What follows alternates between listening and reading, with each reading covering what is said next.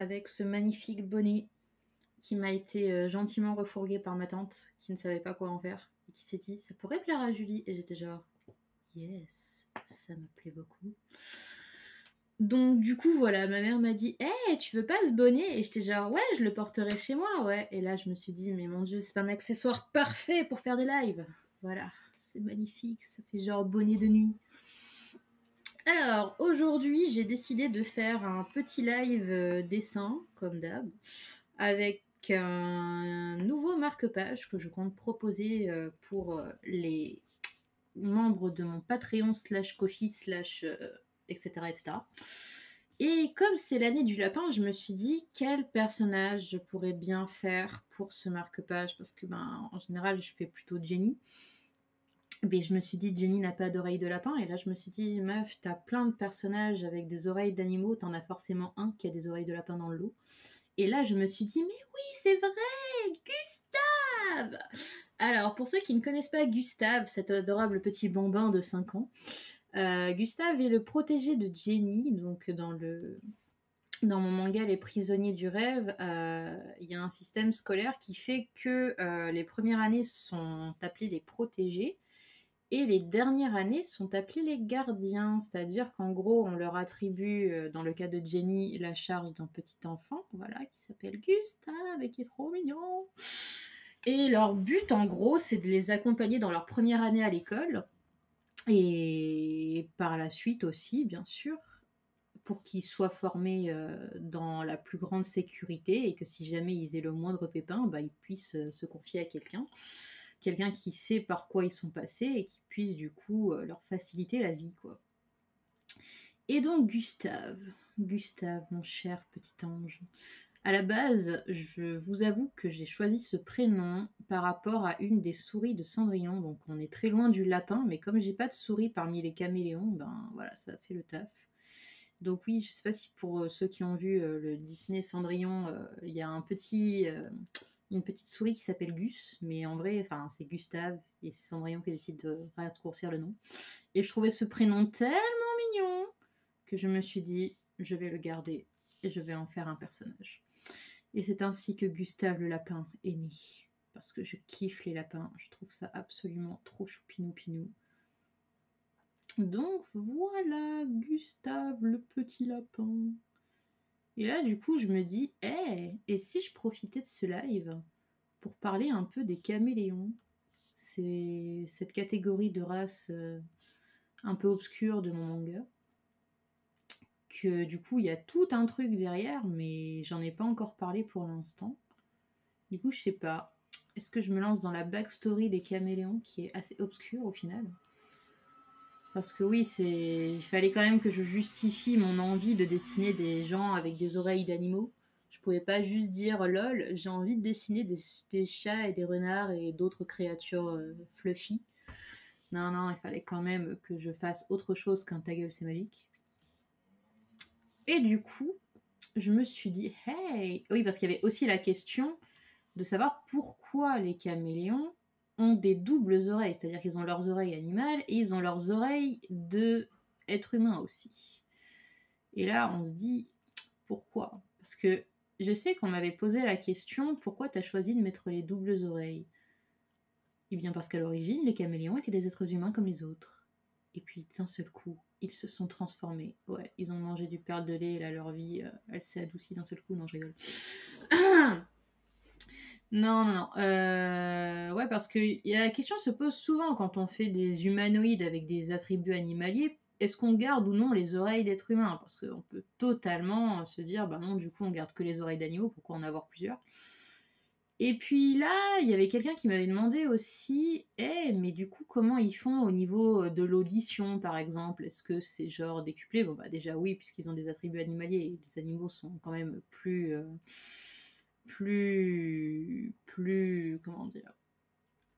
J'allais dire plus mieux garnis que nous, mais c'est pas français du tout, et j'ai pas du tout le français en moi, là, pour l'instant. Mais disons, voilà, qu'ils sont mieux dotés que nous au niveau des perceptions. Et puis, à cette question, du coup, j'ai répondu, bah écoutez, avec notre corps, on est capable d'utiliser le sens du toucher par plusieurs endroits, c'est-à-dire les mains, les pieds, par exemple. Et voilà, c'est pas juste 2 trucs. Donc je me suis dit, pourquoi pas avoir des doubles oreilles? Ça peut marcher aussi. Donc voilà. Et donc la raison du coup pour laquelle ils ont des doubles oreilles, c'est Hey, coucou, comment ça va? Bonne année! Ah bah oui, bonne année, c'est vrai, c'est mon deuxième live de l'année, mais bonne année! Wouhou! J'étais justement en train de commencer, tu n'as pas raté grand-chose. J'étais en train de parler de la race des caméléons qui n'a pas encore été beaucoup abordée pour l'instant. Enfin, du moins... Ouais, ça va, tranquille. Ben, du coup, je me suis trouvé une technique pour me motiver à faire des lives. C'est ne pas aller sur mon canapé au moment de manger.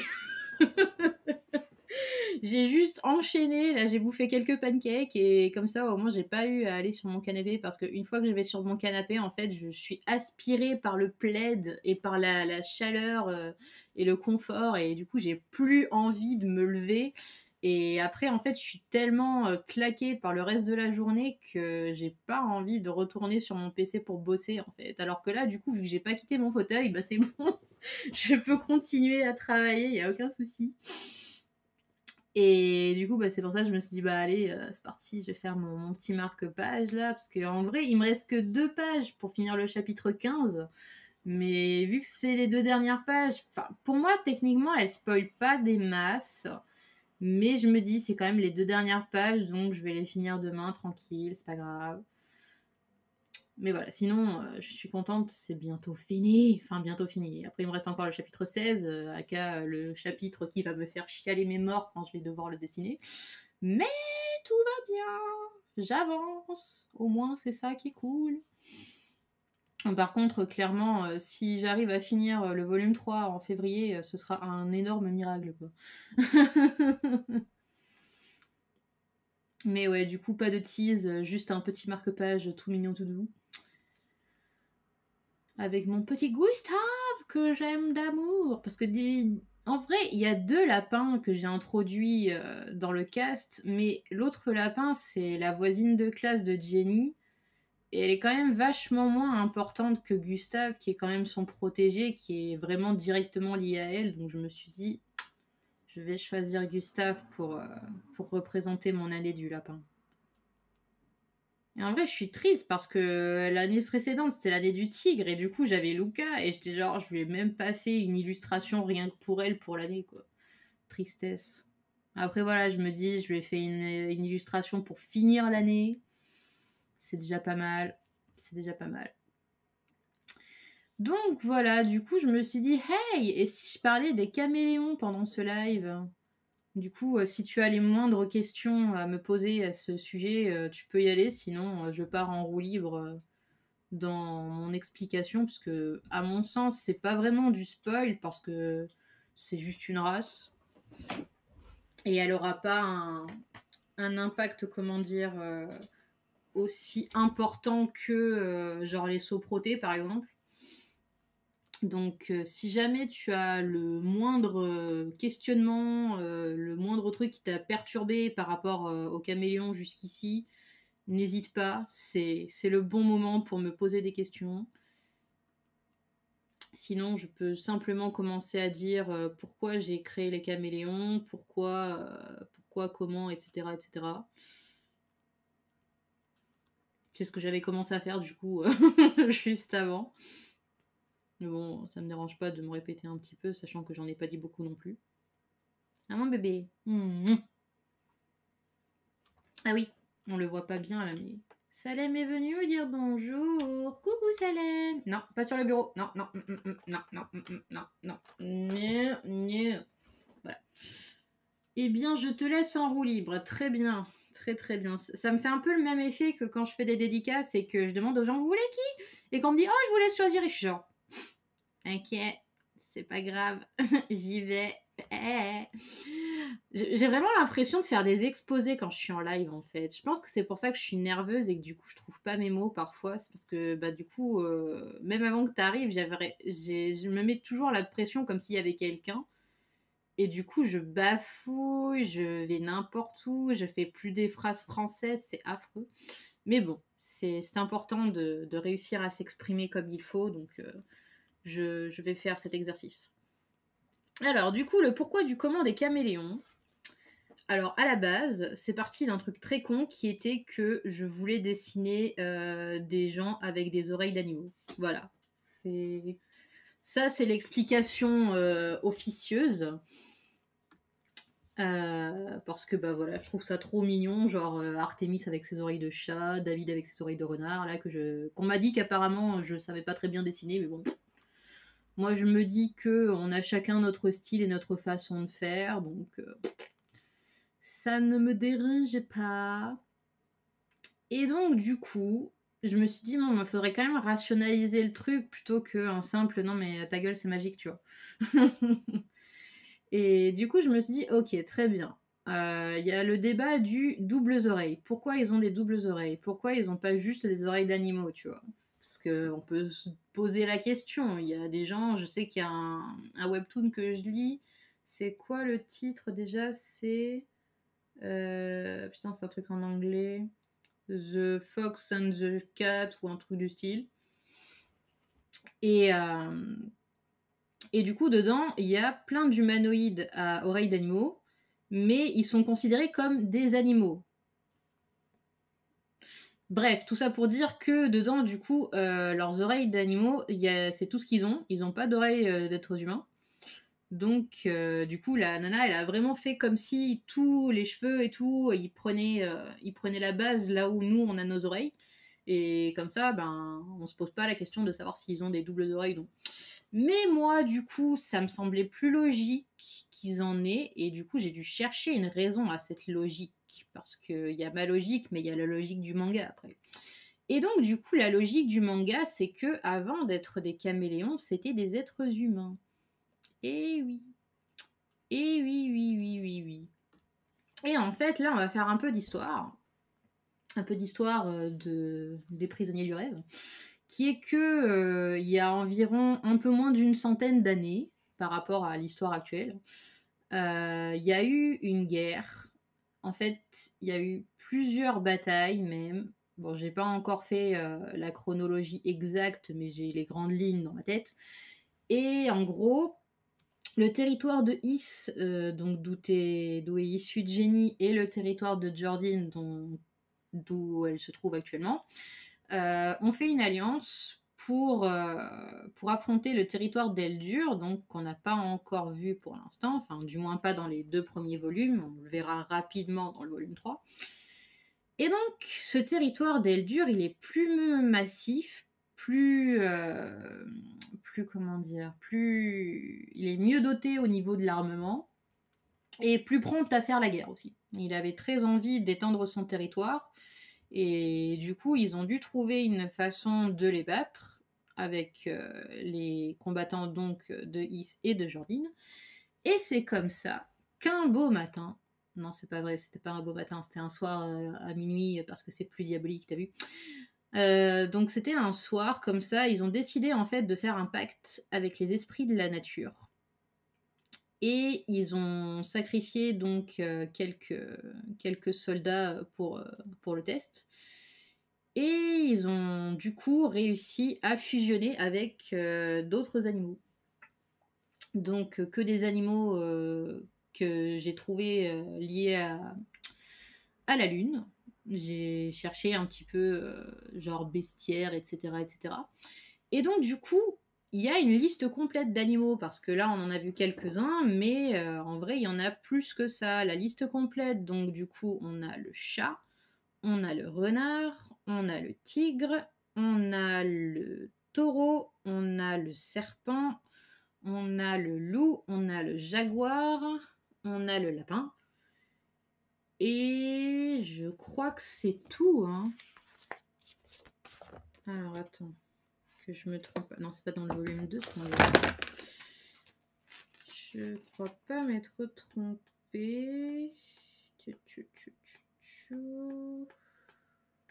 je suis allée trop loin. C'est dans le chapitre 3. Je sais que c'est dans le chapitre 3. Ah ouais. Ah oui, et l'ours. J'ai failli oublier l'ours. Donc ours, serpent, taureau, chat, renard, jaguar, tigre, lapin, et voilà. C'est déjà pas mal. Hein. Merci, merci, je suis contente que cette raison te plaise. Et donc voilà, du coup, ils ont fait un pacte pour s'associer avec les esprits de la nature, et c'est comme ça qu'ils ont réussi à avoir des super pouvoirs animaliers. Et qu'ils ont réussi du coup à contenir l'attaque du territoire d'Eldur qui ne s'est pas étendue du coup et qui est resté à sa place. Et c'est comme ça qu'ils ont mis fin au conflit. Parce que bah du coup, Eldur était en mode bon, les forces armées sont un petit peu plus offensives qu'avant, on va peut-être se calmer un peu. Allez, viens, bébé. Donc voilà, c'est comme ça que du coup, l'attaque a été repoussée et que les caméléons sont venus au monde. Alors du coup, comme tu peux t'en douter, au début, les gens, ils étaient genre « Ouais, trop bien, on a gagné la bataille, vive les caméléons, c'est trop cool !» Sauf qu'après, les gens étant des gros connards, je sais pas si je vais me faire ban pour mes gros mots, donc il faudrait peut-être que je me calme un petit peu sur le langage vulgaire. Mais du coup, les gens, au début, célébraient les caméléons en mode « Ouais, trop bien, ils nous ont aidé à gagner la guerre et tout !» Sauf que après, une fois que la guerre s'est calmée, ben ils étaient en mode ouais non mais quand même c'est pas juste, ces gens-là ils sont plus comment dire, ils sont plus puissants que nous, ils ont des attributs qu'on n'a pas, c'est pas juste et tout. Donc la peur, le conflit, la jalousie, etc. Et c'est pour ça qu'en fait les caméléons à l'heure actuelle ils sont tous mal vus. C'est juste venu d'une bête histoire de jalousie humaine en fait. Qu'au début, voilà, on était bien content qu'ils soient là pour défendre le pays, et qu'après, en fait, les gens ils étaient en mode bouh, les caméléons, bouh. Voilà, c'est pour ça que personne n'aime les caméléons. Il y a juste une bête histoire de discrimination derrière, c'est tout. Tu sais tout maintenant. Le retournement de veste, yes. C'est exactement ça. C'est tout à fait ça. Donc voilà, c'est pour ça que c'est très con hein, quand on connaît la vraie raison de pourquoi ils sont détestés à ce point-là, surtout que voilà, on sait qu'au début ils servaient bien comme il fallait la cité et tout. Et non, les gens sont tous des gros égoïstes, des gros hypocrites. Voilà, c'est pour ça que du coup, Cécile est en mode, mais enfin, faudrait quand même bien leur rendre hommage à ces gens qui nous ont aidés, quoi. Surtout que bah ça, c'était les premières générations. Puis après, les générations suivantes qui sont nées après coup, bah elles avaient rien demandé, quoi. D'ailleurs, fun fact, mais un caméléon, il peut être de n'importe quel type d'animal. Ça dépend juste du cycle lunaire. C'est-à-dire que, exemple, il peut avoir genre un papa hibou et une maman loup, je sais pas. Et genre, en fonction du cycle pendant lequel la personne vient au monde, et ben ça sera un tout autre animal. Ouais. Putain, je viens juste de me rendre compte que j'avais oublié les hiboux. En fait, j'avais pas réussi à caser tous les animaux sur la page, c'est pour ça. Mais ouais. Du coup, j'avais choisi ça comme ça, mais je pense que j'avais dû le noter quelque part quel cycle correspondait à quel animal. Mais comme ça, voilà, je me suis dit, ça varie un peu, c'est sympa. Du coup, c'est pas parce que tes parents sont un tel type d'animal que forcément ça va conditionner quel type d'animal tu vas être à ton tour, quoi. Voilà. Et du coup, chaque caméléon, en fait, a un signe distinctif sur lui qui montre à quel type d'animal il appartient, comme si c'était pas déjà suffisamment visible sur leur tronche. Mais c'est aussi parce que quand ils se transforment, du coup, quand ils se transforment en animal, je veux dire, bah ça reste sur leur fourrure. Donc on peut voir que c'est pas juste des animaux, que c'est autre chose. Donc voilà, il y a le signe distinctif, bah, genre par exemple les lapins, on le voit pas, mais c'est sur l'autre joue. Ils ont 3 petits points. Et ils ont aussi un symbole sur l'épaule qui est vraiment la marque, comment dire, la marque générale des caméléons. Parce que chaque caméléon a son symbole, mais il y a un symbole spécial pour les caméléons en général, quoi. Voilà, voilà. Et ce qui est très marrant, c'est qu'à la base, j'avais fait un truc super cheaté pour les caméléons. Genre, ils étaient censés être capables de lire dans les esprits. Genre, il y avait un truc où ils avaient une sorte de dédoublement de personnalité. C'est très recherché, j'adore. Oh, c'est gentil. Je t'avoue que je te dis des trucs que j'ai fait, mais je me souviens même plus pourquoi je les ai fait à la base, tu vois. Genre, moi, je me dis, ouais, je vais faire ça comme ça. Et puis maintenant, j'y repense, je fais, ouais, c'est comme ça que ça se passe. Et puis après, je me dis, mais pourquoi j'avais choisi de faire ça comme ça déjà? Je sais plus. Voilà, ça fait partie du monde maintenant, c'est tout. Et du coup, ouais, à la base, c'était une race hyper cheatée. Ils avaient plein de capacités. Ils étaient censés, voilà, ils étaient censés pouvoir lire dans les pensées, mais aussi pouvoir prendre l'apparence de n'importe qui. Ce qui est du coup la raison pour laquelle, à la base, ils s'appelaient les caméléons. Ça n'avait rien à voir avec le côté animalier, c'était juste, ils étaient censés être ouais, capables de changer d'apparence à volonté. Et il y avait aussi un truc normalement où ils étaient censés donc pouvoir se métamorphoser homme-femme comme ils voulaient, mais genre, par exemple, c'est comme si moi j'étais moi et qu'à l'intérieur de moi il y avait mon alter ego masculin, quoi. Et que du coup on pouvait switcher comme ça, et j'étais genre, ouais, non, ça fait un peu trop de caractéristiques, là, ça va un peu trop loin. Du coup, je me suis dit, on va faire un peu plus simple. C'est comme ça que bah, j'ai gardé au final la capacité de lire dans les pensées pour les télépathes, tout simplement, parce que c'était beaucoup plus rapide comme ça. Par contre, j'ai pas gardé le coup du pouvoir changer d'apparence, alors que j'adore ce pouvoir. Mais je pense que ça, à la limite, c'est un truc qu'on peut faire genre grâce à une potion ou un sort et tout. Donc bon, je me dis, ça passe, ça passe. Mais ouais, ça c'est vraiment un de mes super pouvoirs préférés, le coup du changement d'apparence. Oh, je kiffe. Ah, je vais juste ranger un petit truc et je reviens parce que là je vois que Salem s'y intéresse et c'est pas bon. C'est pas bon pour toi.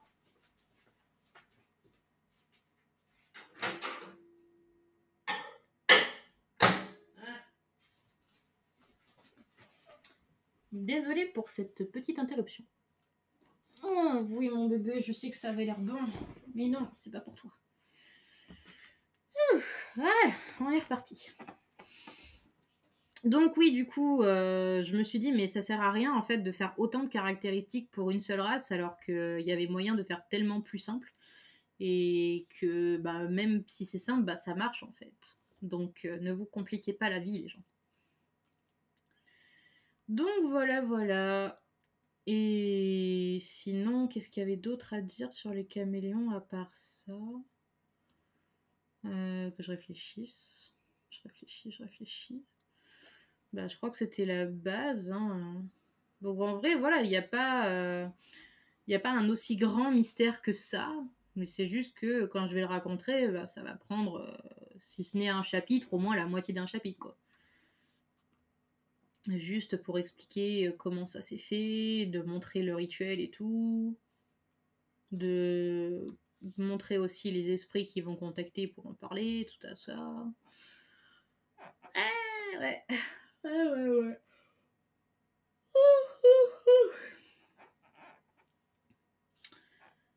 Non, le plus intéressant, c'est de voir qu'est-ce qu'il y a comme histoire autour de chaque caméléon, parce que chaque caméléon a son petit truc à ajouter. Bon, l'histoire la plus passionnante, à mon sens, c'est celle de Luca.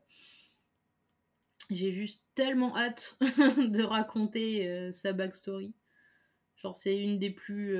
je sais pas si on peut dire qu'elle est triste. Elle est pas malsaine, mais elle est pas glauque non plus. Je saurais pas comment dire, mais en tout cas, elle fait pas du bien, quoi. Mais j'ai trop hâte. Parce qu'au début, je faisais des trucs un peu soft et tout. Et je sais pas, au fur et à mesure, je me suis dit, si je faisais un truc vraiment triste, si je faisais un truc vraiment qui vibre dans les feels des gens et tout. Et je pense que c'est pour ça que l'histoire de Luca et l'histoire de Charlie, c'est celle que j'aime le plus parce que c'est celle où il se passe vraiment des grosses merdes, quoi. Genre, je pense c'est un peu triste parce que genre c'est mes deux, ça fait partie de mes personnages vraiment chouchous Et ça fait partie de ceux qui morflent le plus, quoi. Genre, par exemple, j'aime bien Artemis, mais bah du coup, c'est elle qui a eu une des vies les plus faciles, quoi. Du coup, je pense que c'est une des raisons pour lesquelles je suis en mode ouais, Artemis, elle est sympa, mais voilà, quoi. Aïe. Parce que vraiment, elle a eu aucun souci dans sa vie, quoi.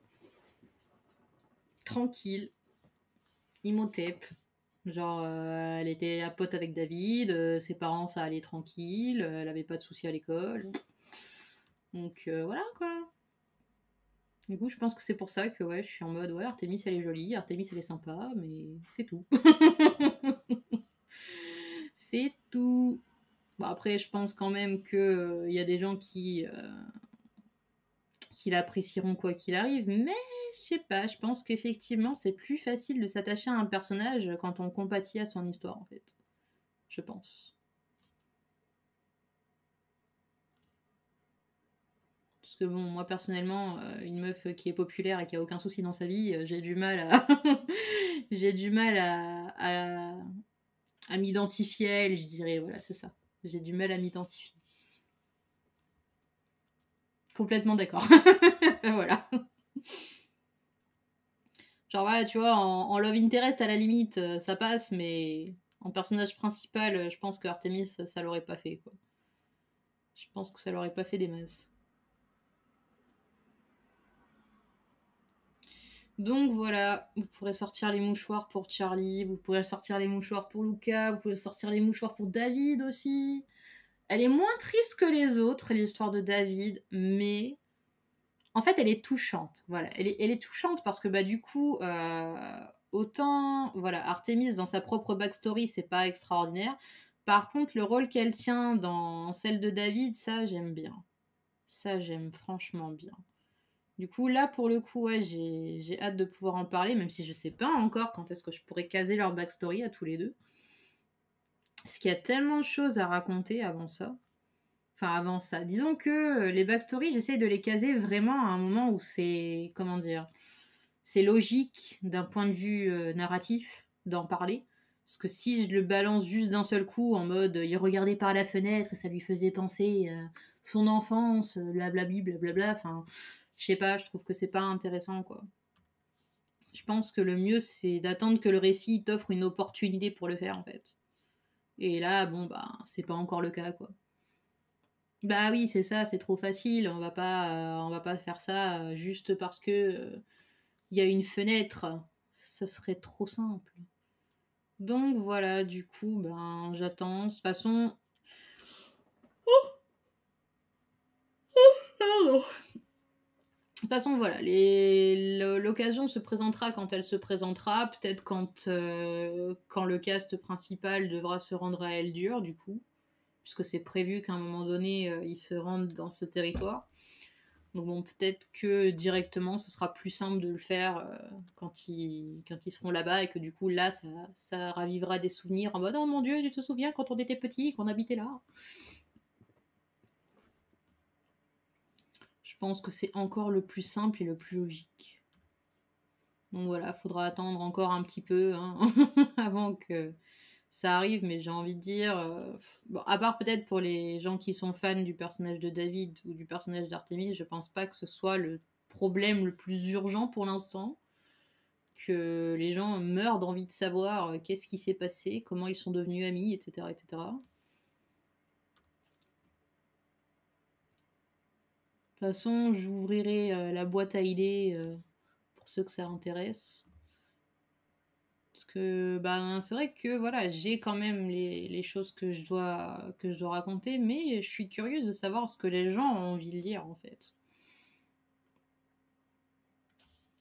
Parce que bon, moi techniquement, je manque pas d'idées pour le faire, mais. Oupsie.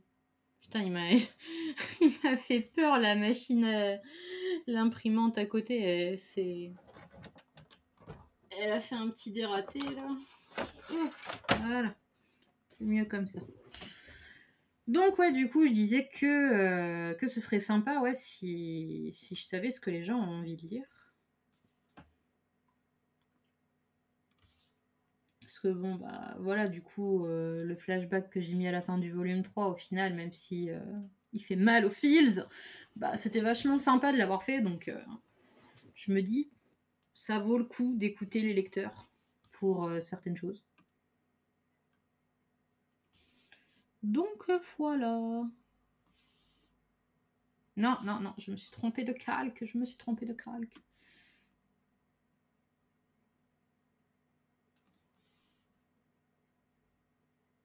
Et je vois rien parce que c'est beaucoup trop clair. Je crois que c'est bon comme ça, je crois. Genre toi par exemple, s'il y avait une scène que tu pourrais avoir dans le manga, ce serait quoi? Surprends-moi, vas-y.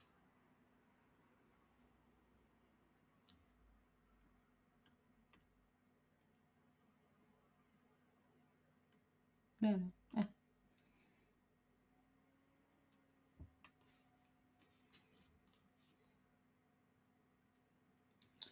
J'ai pas spécialement d'idées. Bon, c'est pas grave, t'inquiète.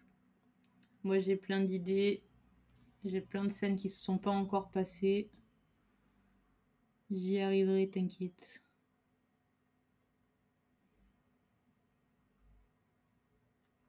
Voilà. Alors, comment ça fait? Ouais, ça passe. Alors, ensuite. Bah déjà là, dans le volume 4, on va enfin rencontrer le futur professeur de danse de Jenny, qui avait été mentionné seulement dans le volume 1. Faudrait que je relise pour en avoir. Ça marche. Mais ouais, du coup, il va y avoir les leçons de danse. Il va y avoir peut-être les premiers essayages de la robe de Jenny. J'ai trop hâte, j'ai trop hâte. Qu'est-ce qu'il pourrait y avoir d'autre de sympa dans le volume 4? Du coup, il va y avoir la princesse de Is, que j'ai trop hâte de montrer au public. Qui est genre un de mes personnages préférés, alors qu'on l'a jamais vu pour l'instant. Non, c'est la courbe que je vais faire, voilà. Non, non, non, non, non.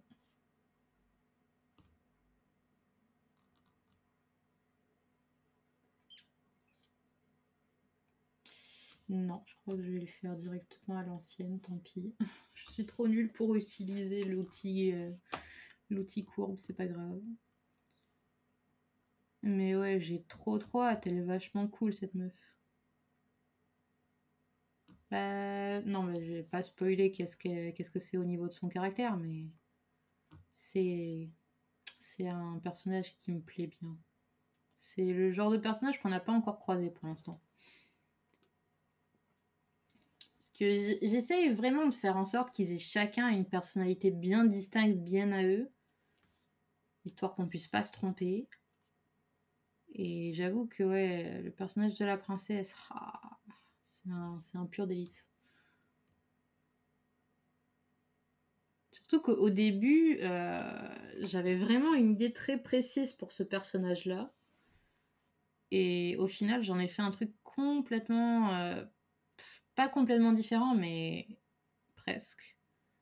Et vraiment, ça m'a fait kiffer grave.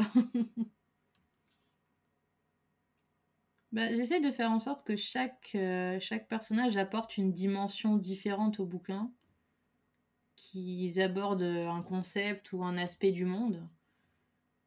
Et pour le coup, elle apporte un sacré gros aspect, quoi.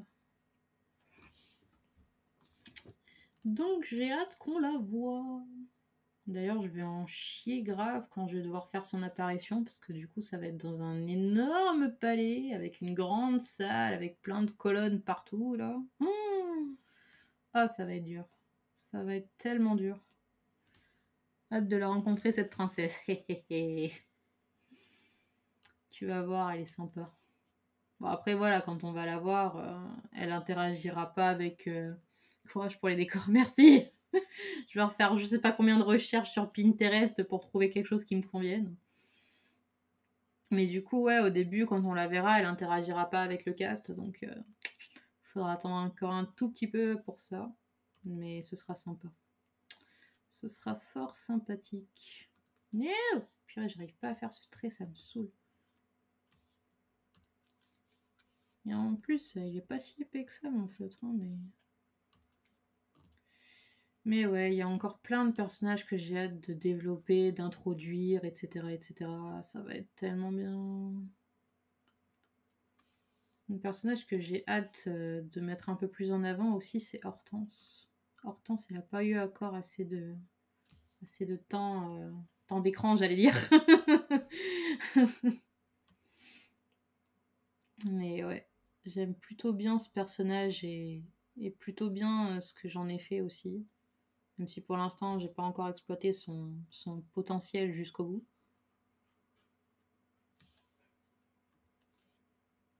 Bah, disons que ce qui est marrant à voir avec les personnages, c'est l'idée que j'en avais au tout début quand j'avais commencé à avoir des idées, pas pour mon manga, parce qu'à la base c'était censé être un roman, donc pour mon roman, et de voir ce que les personnages sont devenus avec le temps, je me dis, waouh, c'est vachement cool. Oui, bébé. Miaou, miaou, miaou.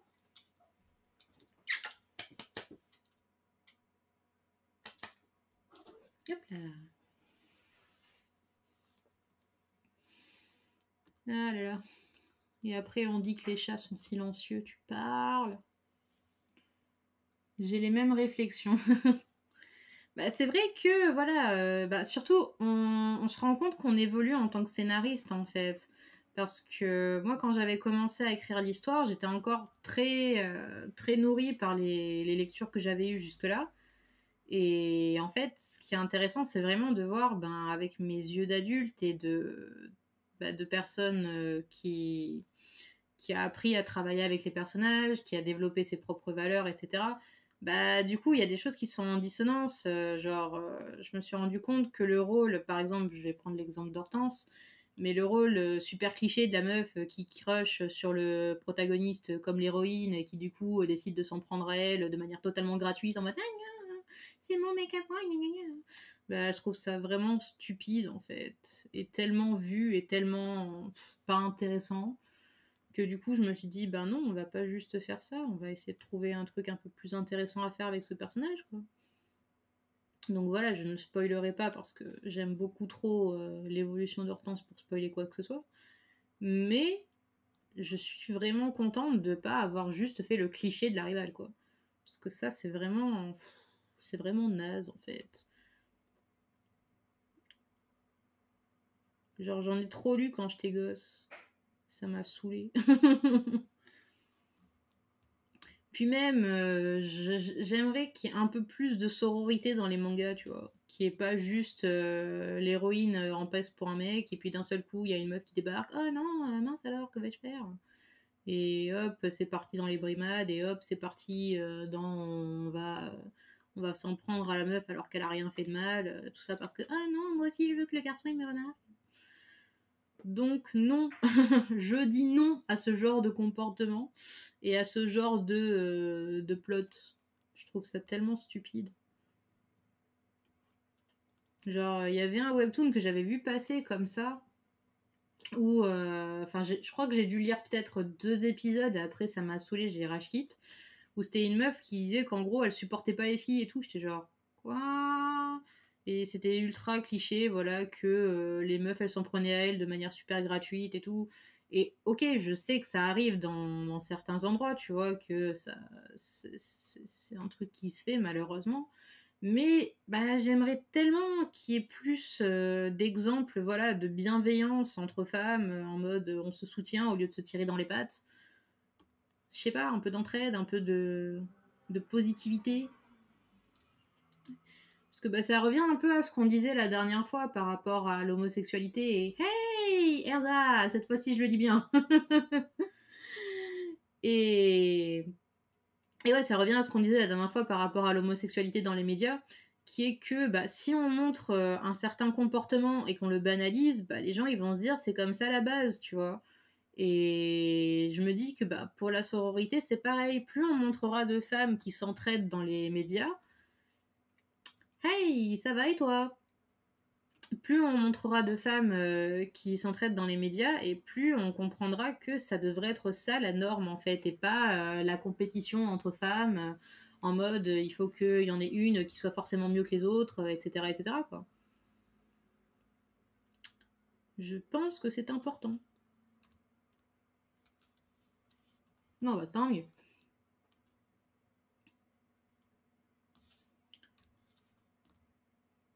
Mais ouais, du coup, faire changer un peu les mentalités, c'est quand même important, je trouve. C'est souvent la même source de problèmes. Bah ouais, carrément. Carrément, carrément. C'est pour ça que j'aimerais bien que ça change un petit peu, quoi. C'est pour ça que du coup, quand je tombe sur des webtoons où je vois que du coup les meufs elles s'entraident, qu'elles sont pas complètement aveuglées par le protagoniste masculin et tout, je fais ah, ça fait du bien.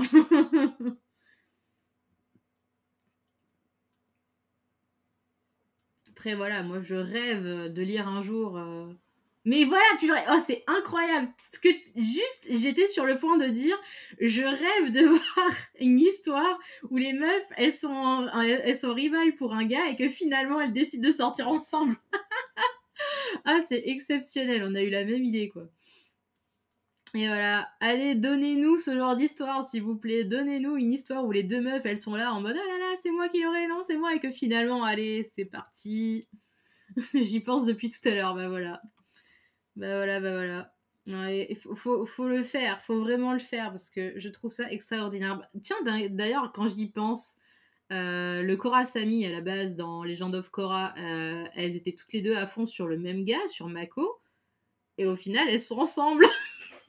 Alors j'ai vu que la première saison, j'ai pas regardé jusqu'au bout, mais maintenant que j'y pense, ça c'est effectivement une histoire de rivales qui finissent ensemble.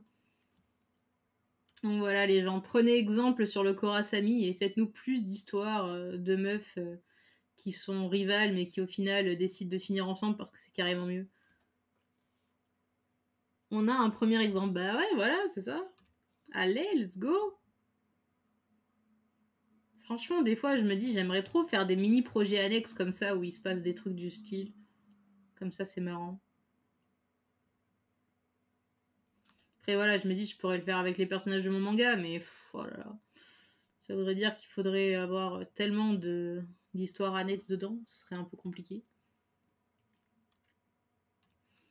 Parce que du coup, il y a plein de personnages, il y en a certains qui vont être mis en avant, d'autres un peu moins, et j'adore le rival to lover, franchement c'est un de mes tropes préférés, mais j'ai beaucoup de mal à l'inclure dedans en fait.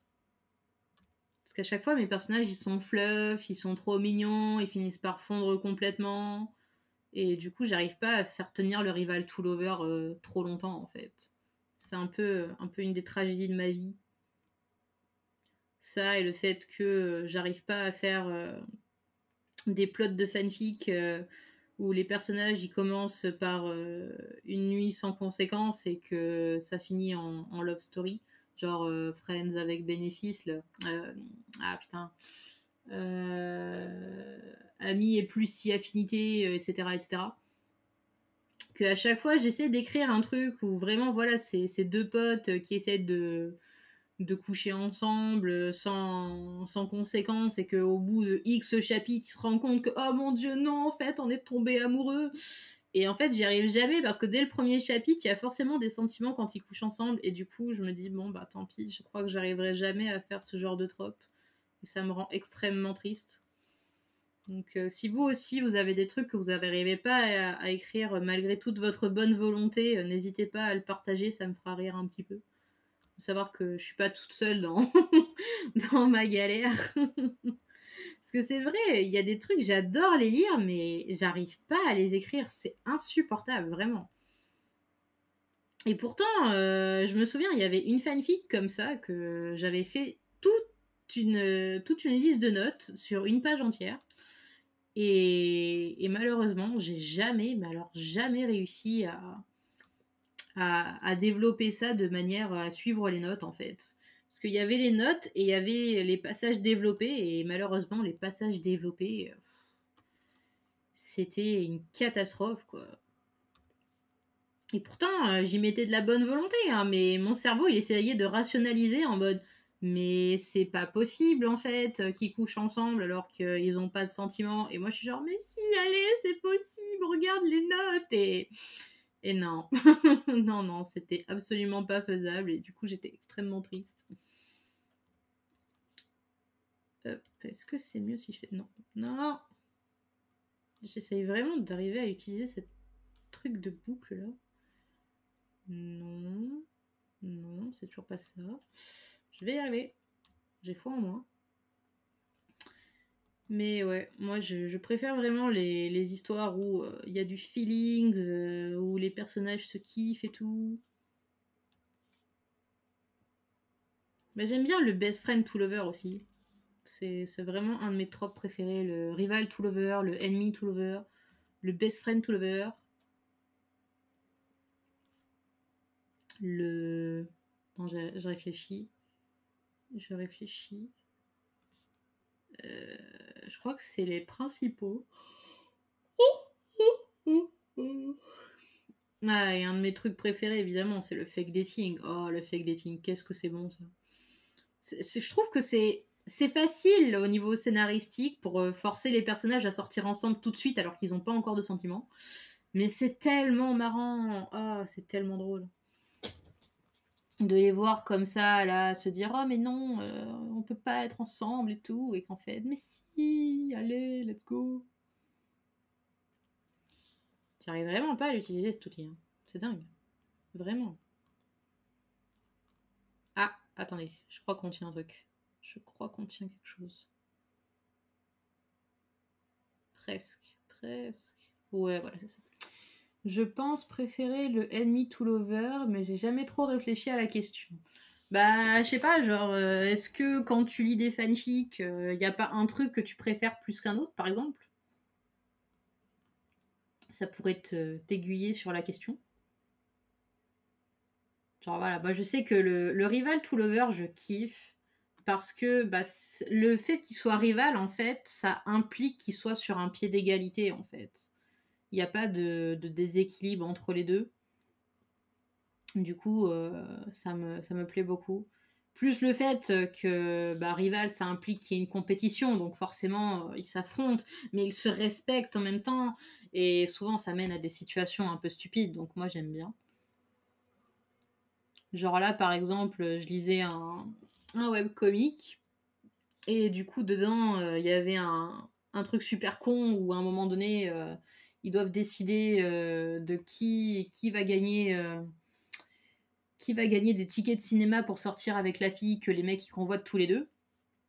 Et du coup, il y en a un des deux qui fait ouais, on n'a qu'à faire un concours où on s'embrasse et celui qui se retire en premier, c'est celui qui perd. Et j'étais genre ah, c'est trop drôle. Mais du coup, enfin, c'était cramé dès la première page que en fait, celui qui avait proposé l'idée, il était en kiff sur l'autre mec depuis le début et qu'il avait jamais eu l'occasion, jamais eu l'intention de sortir avec l'autre nana. Sauf que l'autre gars, il a jamais compris ça. Il était trop persuadé qu'ils étaient en kiff sur la même fille. Et non, et non, essaye encore. Donc voilà, ça pour le coup, ça m'avait bien fait rire.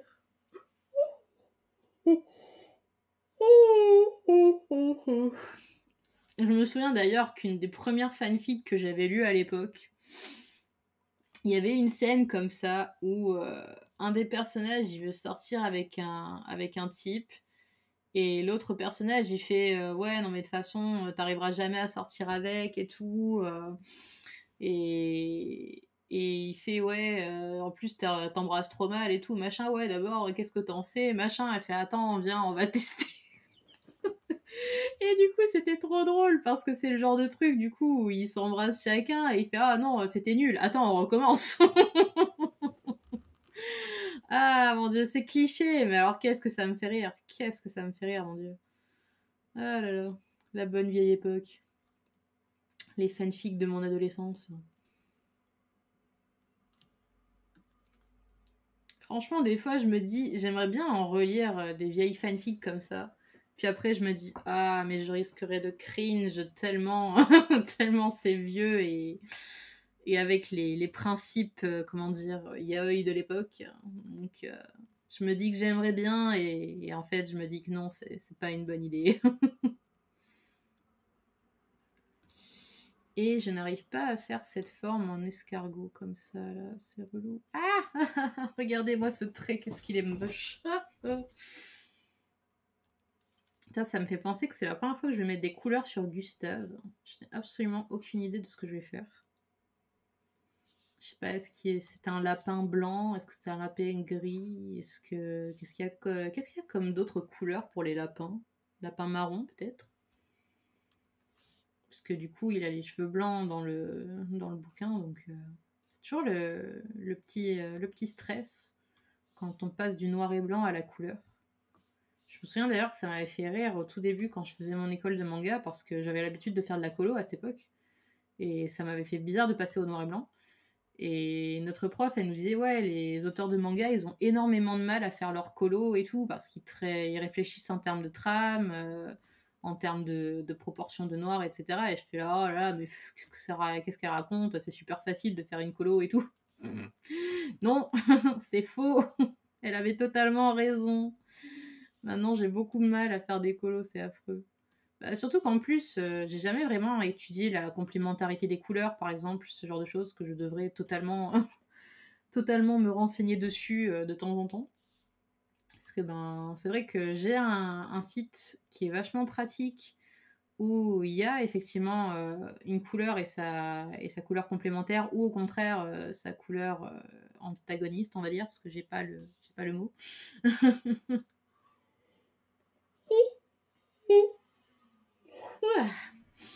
Et j'avoue qu'en général, ouais, quand j'ai pas d'idée, je regarde là-dessus directement.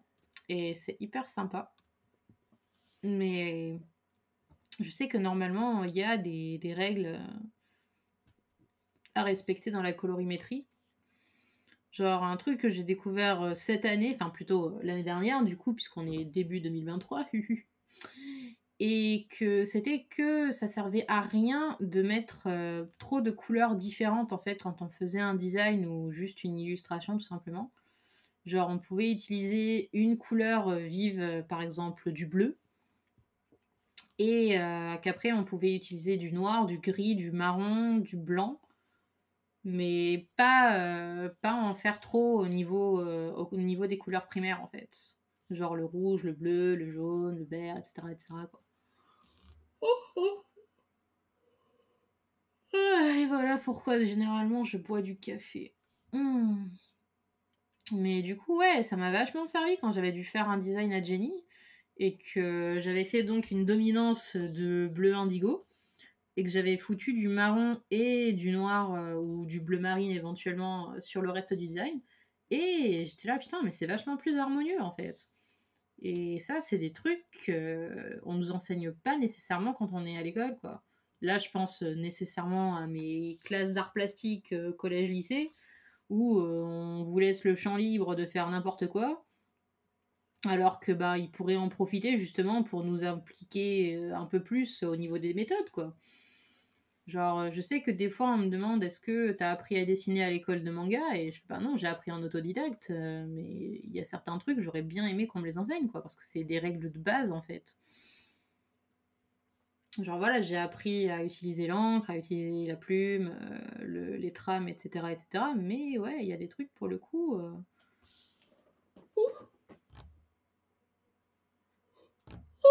Pardon, je suis vraiment désolée. Mais ouais, il y a des trucs pour le coup, ben j'aurais bien aimé qu'on me les apprenne, quoi. Ça aurait été vachement sympa. Donc, bah après voilà, je me dis, si j'avais voulu faire une école d'art appliqué, j'aurais sûrement appris ces trucs-là. Mais voilà, avec le recul, quand je repense aux classes d'art plastique et tout, je me dis, mais enfin, ça sert à quoi au final si on nous apprend pas un minimum de trucs dedans, quoi. Parce que là, je repense à quand j'avais mes cours d'histoire de l'art. Je trouve pas que c'était spécialement passionnant et que ça m'a pas appris des masses de trucs par rapport à ma façon de dessiner, quoi. Je veux dire, c'est bien beau de regarder des vieux tableaux de la Renaissance, etc. Mais est-ce que ça a fait de moi une meilleure artiste? Ben, je pense pas, personnellement. Après, voilà, peut-être que les expériences sont différentes pour tout le monde, hein, bien sûr. Mais, mais j'aurais quand même préféré que on nous offre des trucs un petit peu plus utiles, plutôt que de critiquer nos dessins en mode ouais, bah, tu pourrais faire mieux, tu pourrais faire de la peinture, etc. J'avais un prof comme ça en première, il m'a dégoûté de l'art plastique parce que la seule chose qui l'intéressait, lui, c'était la peinture et moi, je faisais du manga, du feutre, éventuellement de l'acrylique un peu de temps en temps. Et la vérité, c'est que bah, je faisais de l'acrylique juste pour qu'il me mette une note un petit peu plus au-dessus de la moyenne, quoi. Parce que sinon, si je faisais les trucs que j'avais vraiment envie de faire, bah, je me récoltais des 10, 9, 8 éventuellement, 11 parfois. Mais ouais, si je voulais vraiment avoir une bonne note dans son cours, fallait absolument que je fasse des tableaux, quoi. Et moi, c'était vraiment un truc que j'aimais pas du tout faire. Donc c'était extrêmement relou.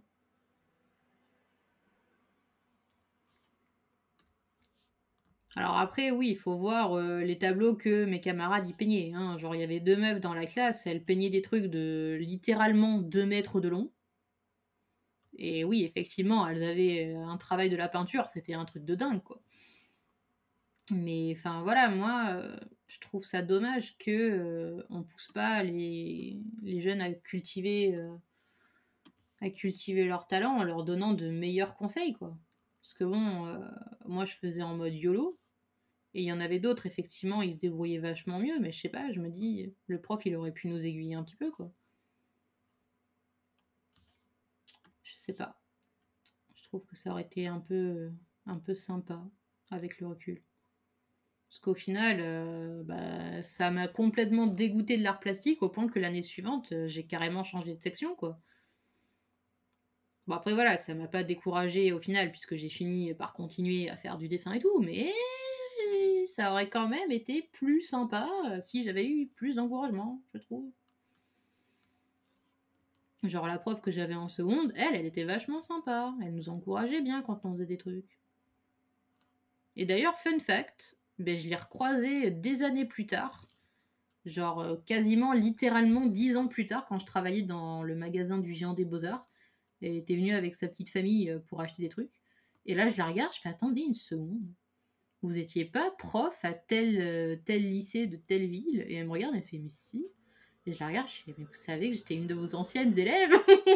Et du coup, j'avais mon petit carnet qui traînait dans ma poche à ce moment-là. Et je lui ai montré, je fais regarder, j'ai continué à dessiner et tout. Elle était trop contente. Ça m'a trop touché de la voir. Franchement, surtout que bah voilà, on n'était pas du tout dans le même département à l'époque, donc je m'attendais trop pas à la voir sur Paris, quoi. Mais bon, les coïncidences comme ça, c'est incroyable. Mais moi, ça me fait plaisir de me dire quand je continue à dessiner comme ça que je pense à mes profs, la petite rencontre qui fait plaisir, yes, mais grave. Mais je repense aussi à ma prof de manga qui nous disait quand on était encore à l'école que la plupart des anciens élèves, ils avaient arrêté. Et du coup, à chaque fois que je poste des whips de mon manga, que je poste des illus, etc., et que je vois qu'elle met un like sur Instagram, du coup, bah, je peux pas m'empêcher de me dire que elle doit ressentir un certain plaisir quand même à voir que ben, je continue. Contrairement à d'autres élèves qui ont arrêté parce que soit c'était trop dur, soit ils se sont rendus compte que c'était pas leur voie. Et je sais pas, je me dis, j'espère que ça lui fait plaisir de voir que bah, il y a au moins quelques-uns de ses élèves qui se sont pas laissés décourager et qui ont continué dans ce chemin-là, quoi. Parce que c'est vrai que bon, ben, c'est pas le métier le plus facile, hein, évidemment, mais c'est quand même un métier extrêmement épanouissant, quoi.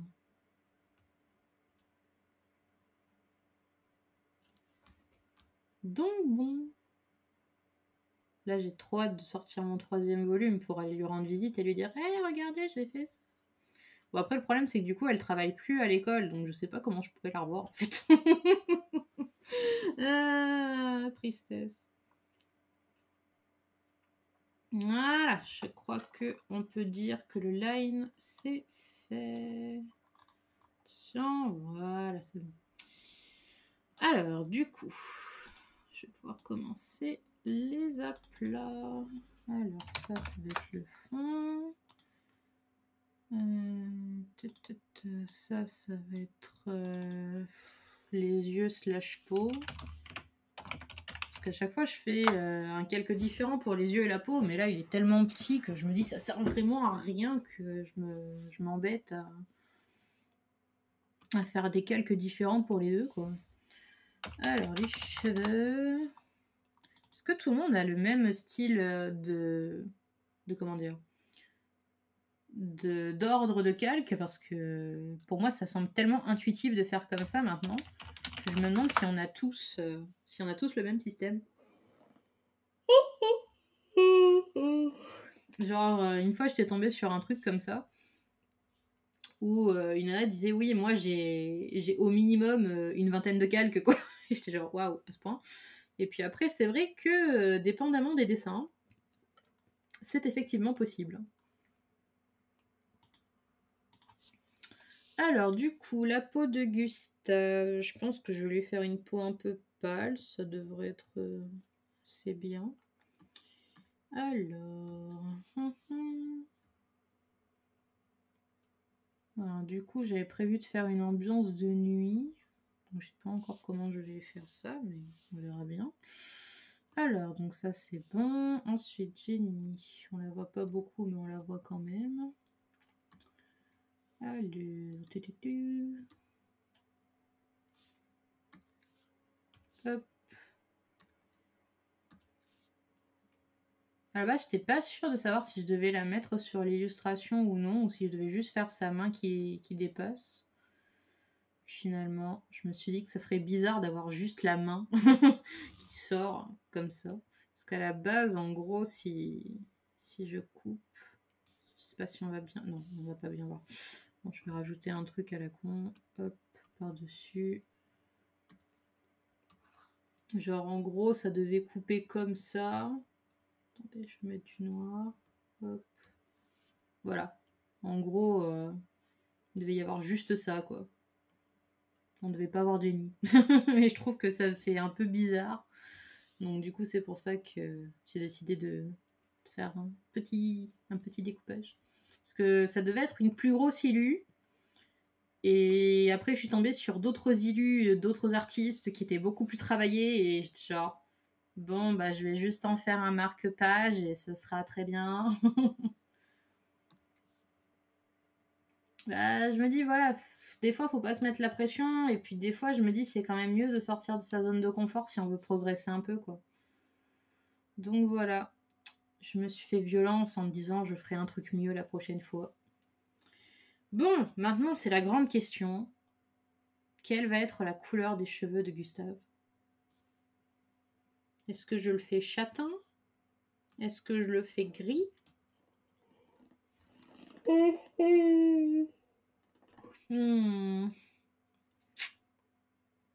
Parce que je me dis, Louis, il a déjà les cheveux châtains. D'un autre côté, je me dis, il n'y a pas de personnage aux cheveux blonds dans mon manga. Quasiment pas, en tout cas. Les lapins, ils sont pas blonds, donc je sais pas. Enfin, c'est chiant. Peut-être cette couleur-là, éventuellement. Non, non. Je sais pas, il n'y a pas un truc un peu brun. Peut-être si je cherche sur internet directement. Alors, brun. Voilà.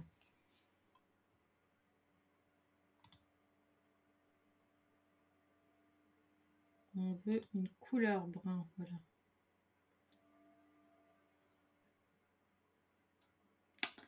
Bon, il n'y a pas moyen d'avoir non, pas un caméo. Comment on appelle ça? Un camailleux, voilà. Un camailleux de brun, s'il vous plaît. Et ben voilà. Alors. Cacao, cachou, café, sépia, vanille, beige, basané. Ah, mais il y a plein de teintes de marron et de brun. C'est super, ça. Je vais prendre ça, ce sera très bien. Alors. Tac, tac, tac, tac. Et on met ça dans texture et couleur. Merci. Ça me fait toujours trop délirer quand je vois ces panthéons de couleurs. avec plein de nuances, avec des noms chelous qui font un peu comme les vernis à ongles. Je sais jamais comment ils font pour trouver des noms aussi bizarres quand ils inventent des nouveaux vernis.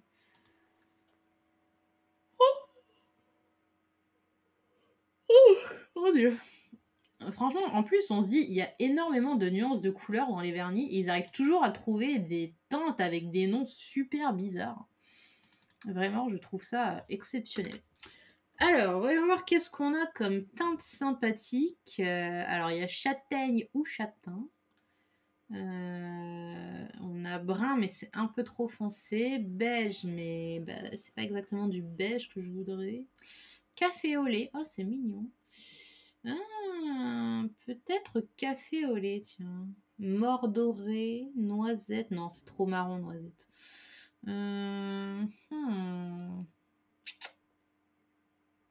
Ouais, je pense que je vais choisir café au lait. C'est mignon, café au lait.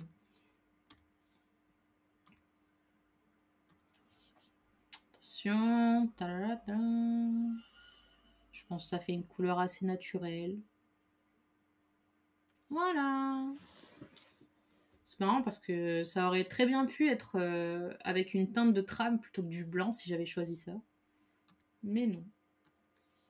Parce que c'est vrai qu'au final, des fois, il y a des couleurs de cheveux. Bah, comme Jenny, là, par exemple, sa frange, j'aurais pu la mettre en blanc à la base. Mais non. J'ai décidé de me faire chier jusqu'au bout et de lui mettre du bleu et des trames.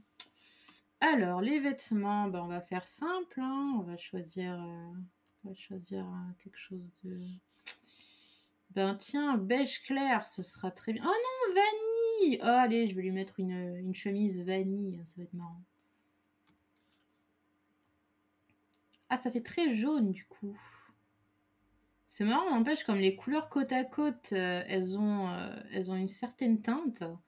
Et quand on les met sur une teinte grise comme ça ressort de ouf. Je trouve ça hallucinant. Bon, alors du coup, j'ai mis du jaune, j'ai mis du marron. Je pense que le pantalon, je vais le mettre en noir basique. Et le veston, je sais pas, peut-être en blanc, ce serait sympa en blanc. Parce que la chemise, elle est déjà colorée. Bon, je teste, on va voir ce que ça donne. Attention, suspense. Ouais, ça passe. Bon, je vais lui faire les chaussures marron du coup. Hop là. Oh, mordoré. Non, non, marron. Faut pas abuser non plus avec les teintes. Voilà. Oh, qu'il est mignon. Oh, il est trop chou ce petit bout. Il est trop chou. Voilà. Alors, du coup, les vêtements de Jenny qu'on voit à peine parce qu'elle est à peine visible. Qu'est-ce que je vais lui mettre comme teinte? Alors, je vais mettre ça. Voilà, très bien. Hop. Voilà. Et en pantalon, je vais lui mettre ça, comme ça. Voilà. Tac. C'est parfait. Ni vu ni connu, je t'embrouille. Donc, on a dit une ambiance de nuit, donc bah, je me contente de mettre les aplats et après on verra pour le reste, quoi. Alors, pour les chaussures, est-ce que je devrais choisir du bleu ou du violet? Je pense que je vais partir sur du bleu, tout simplement. Comme ça, ce sera fait. Hop. Voilà. Tada! Des vêtements qui ne ressortiront absolument plus une fois que j'aurai fait, fait l'ambiance de nuit. Alors, du coup, j'avais mis du marron ici. Hop. Non, mais c'est quoi ce nom? Lavalière, sérieusement, ça vient d'où? Qu'est-ce que ça veut dire ce nom? C'est la première fois de ma vie que je vois ce mot. Je sais même pas d'où ça sort. Sénois. Sénois. C'est quoi ce mot sénois? C'est trop bizarre. Genre, il y a des mots comme ça, je reconnais, il n'y a pas de souci, mais genre, blé, B-L-E-T, qu'est-ce que c'est que ce mot? Ah, je suis choquée, il y a tellement de trucs trop bizarres, sérieux.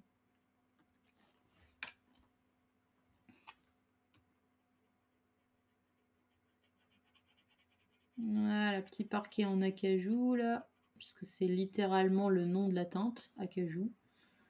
Voilà. Ensuite, le mur, est-ce que je le laisse en gris ou est-ce que je lui mets une autre teinte? Je pense que je vais le laisser en gris.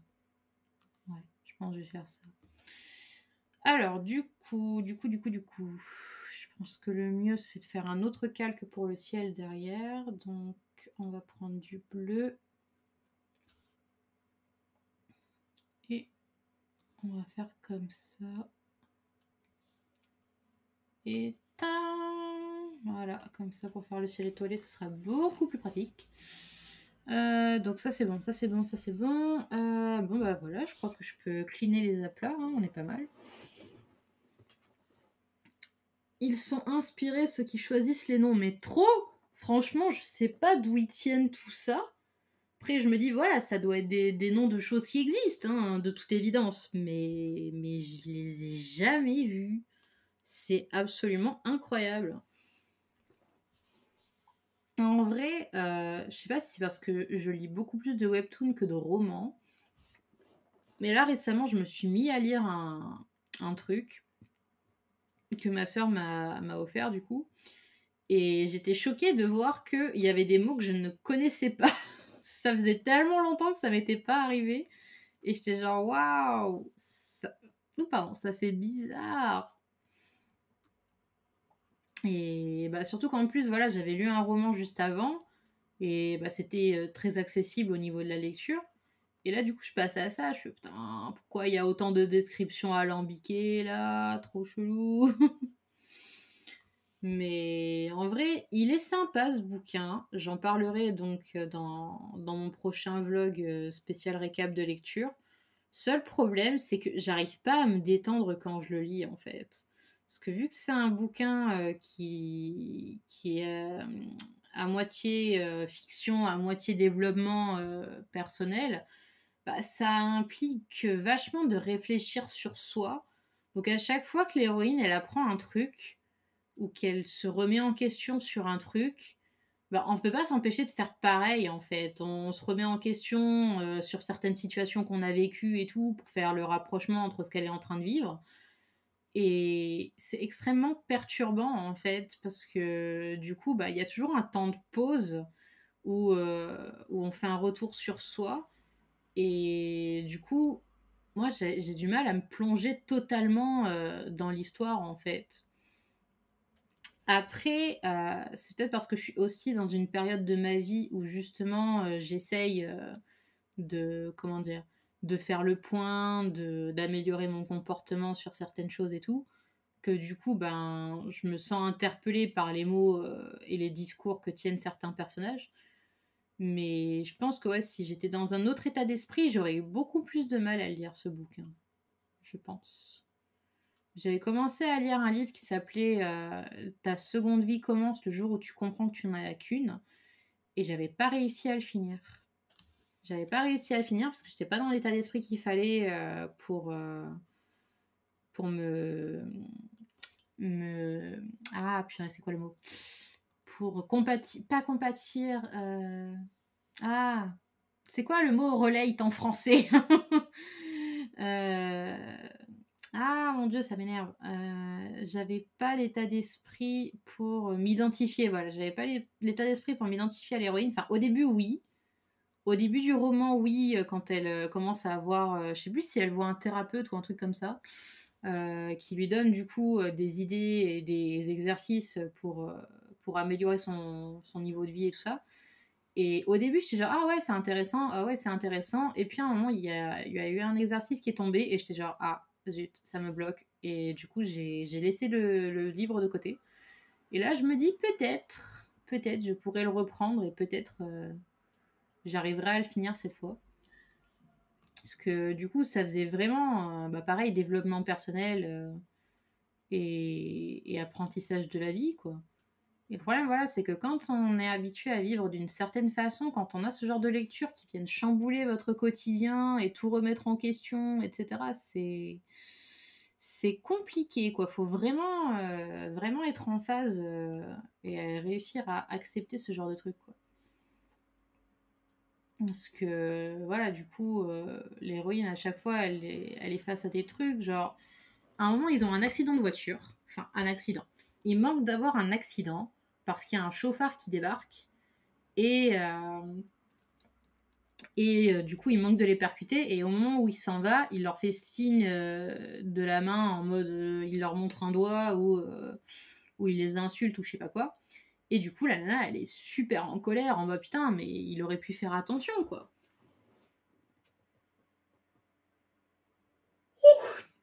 Et, et le truc, c'est que du coup, elle en parle avec son guide qui est juste à côté après.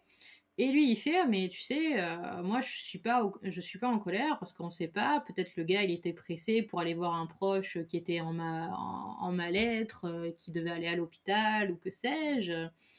Et la nana, elle fait, ouais, bah, c'est facile de lui trouver des excuses et tout. Et moi, dans ma tête, je suis, ah bah ouais, je la comprends, c'est normal. Le mec, il a failli te percuter, t'étais en danger immédiat physiquement, bah, t'as du mal à redescendre de ta colère dans ces moments-là. Surtout que le gars, il s'est pas excusé, au contraire, quand il est parti, il était même encore plus agressif. Donc, du coup, j'étais en mode, ouais, vas-y, c'était affreux, quoi, comme situation. Et là. Ouais, je suis vraiment désolée. Je suis désolée si je vous fais bailler derrière votre écran parce que waouh, c'est Bye City là. J'arrive pas à me retenir, c'est affreux. En même temps, je regarde l'heure et je me dis que normalement à cette heure-ci, je suis déjà dans mon lit donc ça m'étonne pas des masses en fait. Mais qu'est-ce que je voulais dire? Donc oui, donc du coup, il lui explique que lui, il est pas en colère parce que bah, on peut trouver des raisons pour lesquelles le mec, il a pas fait ça méchamment. Pour lesquels c'était pas volontaire de les avoir mis en danger, etc. Et,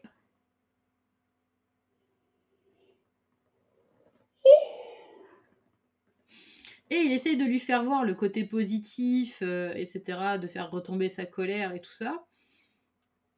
Et au début, elle a vraiment du mal à lâcher le morceau et je me dis, ouais, bah, je comprends, effectivement, c'était une situation vraiment difficile à vivre et ça aurait pu être grave, quoi.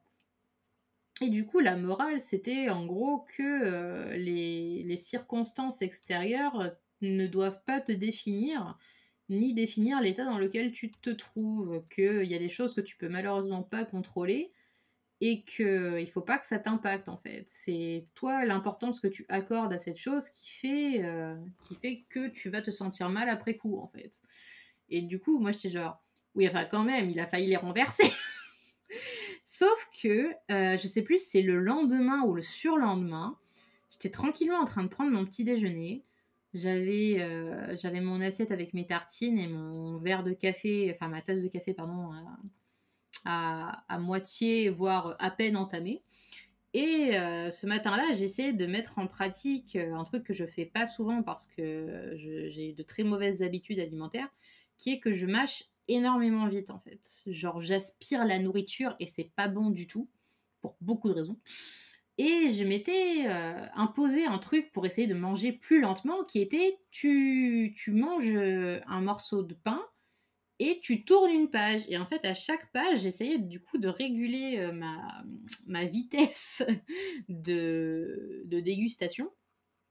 Et jusque-là, ça marchait plutôt bien. Donc, je mangeais un petit morceau, je buvais un bout de café, je buvais une gorgée de café. Putain, j'arrive pas à parler, c'est affreux. Et donc, j'étais très contente de moi, en mode, ah là là, je profite de mon petit déjeuner, mon petit café avec un sirop caramel. Là, oh là là, j'étais au top de ma vie. Et là, mon chat qui était allongé juste à côté de moi, il décide de venir me faire des papouilles. Du coup, il monte au niveau du plateau que j'avais sur les genoux. Et le problème, c'est que du coup, je fais ah non, attends, fais attention. Et sauf que là, en fait, il y a sa queue qui fait un mouvement. Et là, il renverse mon café. Et genre, j'en avais sur moi alors que je portais un pyjama blanc. Et du coup, ça se renverse sur le canapé et genre j'avais mis un drap rose pâle, donc pareil, grosse tache de café sur le drap, grosse tache de café sur le plaid, enfin bref, il y en avait partout. Du coup, j'étais super énervée, je me suis trop vénère contre lui. Et après coup, j'ai repensé à ce que j'avais lu par rapport au fait que on ne devait pas laisser les situations extérieures semer la zizanie dans notre mental, que mon chat n'avait pas fait ça avec malveillance, qu'il avait juste envie de venir me chercher des câlins, et que moi je l'avais grondé de manière extrêmement froide et emportée, alors que c'était pas si grave. J'ai pu faire une machine, j'ai rattrapé les tâches tout de suite, j'ai encore du sirop de caramel, je pourrais me refaire un café sans problème. Mais voilà, sur le moment, j'étais vraiment énervée et je me suis dit: «Purée, ça m'a gâché ma matinée», et c'est là qu'en fait, je me suis rendu compte que le mec dans le bouquin, il avait raison. C'est juste moi qui allais me gâcher ma propre matinée en me disant: «Vas-y, mon chat, il a fait n'importe quoi». Et du coup, je me suis calmée.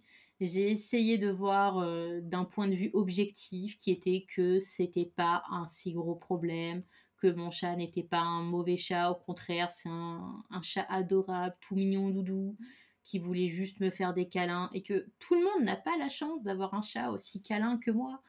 Et du coup, je me dis: «OK, il faut relativiser un petit peu, il est pas si méchant, au contraire, il est même très gentil». Donc voilà, tout ça pour dire que, bah, ce bouquin, il était quand même vachement sympa pour ça, parce que c'est vrai qu'il y a des situations où ça aide vraiment à mettre en perspective, quoi. En fait, faut savoir prendre du recul directement sur la situation, ce qui est pas forcément simple. C'est ça, c'est exactement ça. Il y a des moments, bah, on n'est pas capable de le faire, en fait. Et ça dépend bien sûr, de la gravité de la situation et de notre propre perception, parce qu'il y a un truc qui sera grave pour quelqu'un, qui sera qu'une bagatelle pour quelqu'un d'autre. Donc ça aussi, c'est un truc à prendre en considération. Mais ouais, c'est vrai qu'avoir le recul sur une situation, c'est vraiment pas instinctif, hein. Et c'est tellement plus facile de se laisser emporter par ses émotions, quand, il s'est passé un truc désagréable. Sauf que, bah, ouais, on se rend compte au final que, si on arrive à pas donner trop d'importance à la situation et à désamorcer, nos émotions le plus rapidement possible, bah, après ça a moins d'impact, en fait. Mais voilà, le problème, c'est que, c'est un exercice constant et que c'est vraiment pas facile, surtout quand on a l'habitude d'être une bombe à retardement comme moi. Mais ouais, je pense que, quand j'aurai fini ma lecture, je conseillerais ce bouquin, mais voilà, je mettrai un petit avertissement, à lire uniquement si vous êtes dans le mood pour ce genre de lecture, quoi. Parce que au début, quand j'étais plus jeune, je me disais: «On peut lire tout et n'importe quoi à tel ou tel moment». Mais en fait, plus j'avance dans la vie, plus je me rends compte que, il y a des lectures, parfois, elles sont trop lourdes, elles sont trop indigestes, et qu'il faut vraiment avoir la patience et la motivation, en fait, pour ouvrir le bouquin et se dire: «Bon allez, aujourd'hui, je vais me prendre une leçon de vie dans la tronche». Mais ouais, c'est pas facile, hein.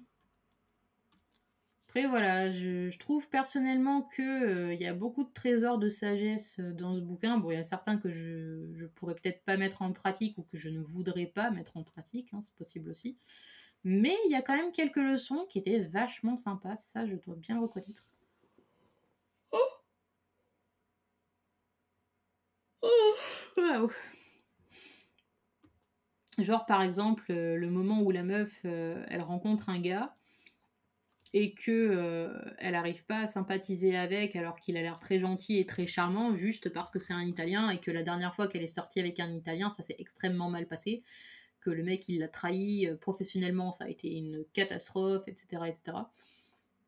Et du coup, là, le gars, il était là en mode super gentil, à lui proposer, une tasse de thé, à proposer une discussion, et cetera, et qu'elle l'a remballé de manière, hyper froide et hyper, comment dire? Hyper méchante, voilà, on va dire. Et que du coup, le lendemain, le mec, il est parti sans lui dire au revoir, et qu'elle était super vénère parce que du coup, elle a pas réussi à modifier son comportement à temps, pour aller lui parler, et pouvoir sympathiser avec lui. Et du coup, elle s'en est pris à son guide en mode: «Ouais, tu dû me réveiller, machin», et genre le mec, il est en mode: Je suis pas apte à discuter avec toi quand tu as ce genre de comportement, merci mais non merci».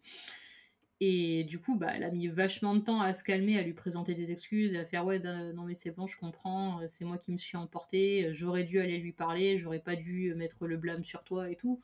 Et c'est vrai que, bah, il y a beaucoup de situations comme ça où, on a tellement pas envie d'admettre que c'est nous qui avons fait une bêtise, que c'est vachement plus simple de blâmer les autres et de se dire: «Non mais si un tel ou un tel avait pas réagi comme ça, moi j'aurais pas réagi comme ça et la situation aurait été plus simple» et cetera et cetera. Et c'est pour ça du coup que je dis que, c'est difficile comme lecture parce que ouais, à chaque fois que, il se passe quelque chose avec l'héroïne, bah, j'arrête pas de me dire: «Dans telle ou telle situation, moi j'ai réagi comme ça et effectivement je n'aurais pas dû réagir comme ça». Donc ouais, hein, c'est enfin voilà, faut vraiment se dire: «Bon, je vais lire un truc de développement personnel et il va falloir que je sois prêt à me mettre face à moi-même, quoi». Et malheureusement, bah, on n'a pas forcément cette envie, cette patience quand on lit un truc. Enfin, moi, je sais qu'en général, quand je lis un truc, bah, c'est pour me vider le cerveau et pas pour réfléchir, quoi. Enfin, voilà, ça, c'est ma façon à moi d'aborder la lecture, hein. Je sais qu'il y a des gens, c'est différent. Bah, je sais que, par exemple, quand je lis et quand j'écris, vraiment, moi, ce que je veux, c'est débrancher mon cerveau, déconnecter de la réalité. Je veux oublier mes problèmes, je veux oublier les tracas du quotidien, etc. Et je sais que c'était une des motivations que j'avais au niveau de l'écriture, de pouvoir faire oublier les tracas de la journée à mes lecteurs et lectrices. Et du coup, c'est vrai que quand je suis face à ce genre de lecture qui me pousse à réfléchir, ah, c'est compliqué, hein. C'est vraiment pas le genre de truc que je vais lire tous les jours par pur plaisir et par pure motivation. Vraiment pas. Mais j'avoue que c'est quand même intéressant. Une fois de temps en temps, se forcer un petit peu à affronter certaines situations qu'on n'a pas forcément envie d'affronter, ça peut faire que du bien. Bah, comme on dit souvent, faut pas rester dans sa zone de confort. Bon, moi, j'applique ça surtout par rapport au dessin et au fait qu'il faut tester des choses nouvelles si on veut s'améliorer au niveau de la technique et tout. Mais en fait, ça vaut pour absolument tous les aspects de la vie, quoi. Et c'est pour ça qu'effectivement, je considère que ce bouquin me fait sortir de ma zone de confort parce que clairement, c'est c'est pas une balade de santé, quoi. Genre déjà, la meuf, elle est au sommet de la montagne en train de crapahuter partout pour récupérer un manuscrit secret, là.